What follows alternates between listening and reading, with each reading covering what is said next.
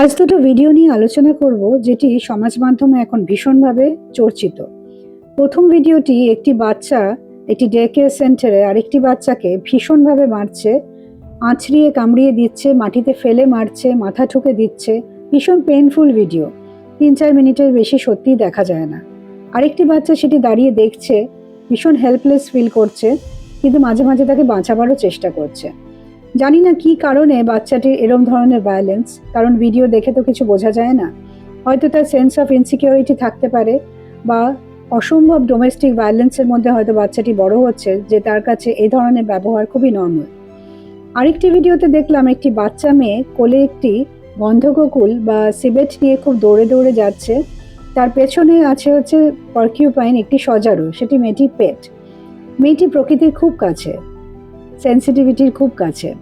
না, আমি বলছি না গন্ধককুল বা সজারুর সাথে বন্ধুত্ব করতে, কিন্তু অনেক সময় আমি অনেক মা বাবাকে দেখেছি যে খুব ছোটবেলা থেকে বাচ্চাদের মনে একটা আননেসেসারি ভয় ঢুকিয়ে দেয় যে কুকুর বেড়াল মানেই কিন্তু কামড়ে দেবে, যেহেতু তারা হয়তো ভয় পায় বা তাদের কোনো ফোবিয়া আছে। নিশ্চয়ই আমরা বাচ্চাকে সজাগ করব, কিন্তু তাকে এইভাবেও বলা যায় যে তারা তো রাস্তায় থাকে, তাদের তো অনেকেই ভালোবাসে না, তাই তারা হয়তো থ্রেটেন্ড ফিল করতে পারে তুই যদি ওদের আদর করতে চাস। তাই সবসময় আমাদের সজাগ থাকা দরকার। বাচ্চা কিন্তু তাহলে অ্যালার্ট থাকাও শেখে এবং সেন্সিটিভিটিও গ্রো করে তার মধ্যে। এই ডোমেস্টিক ভায়োলেন্সের মধ্যে বাচ্চা বড় হলে যে কি হতে পারে তার একটা উদাহরণ হয়তো আমরা ভিডিওর মধ্যে পাই।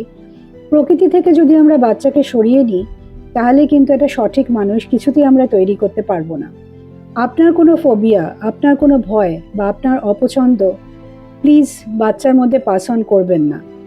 কারণ আপনি হয়তো তার সাথে কিভাবে ডিল করবেন সেভাবে হয়তো আপনাকে কেউ শেখায়নি, হতেই পারে সেটা, বা আপনার অপছন্দ হতেই পারে। আজকাল অনেক সময় আমি দেখি যে অনেকে পেট রাখেন অথচ নিজেরা পছন্দ করেন না, তাই বারান্দায় বেঁধে রেখে দেন, সিঁড়িতে বেঁধে রেখে দেন, নিজেরা গায়ে হাত দেন না।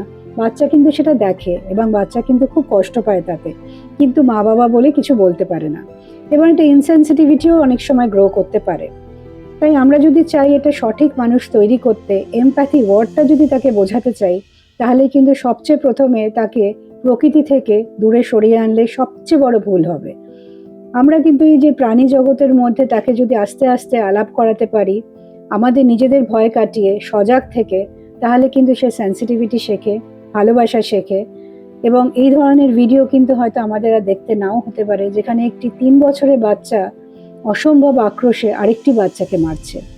প্লিজ আপনার কোনো ফোবিয়া বা আপনার কোনো ভয় নেক্সট জেনারেশনকে পাস অন করবেন না।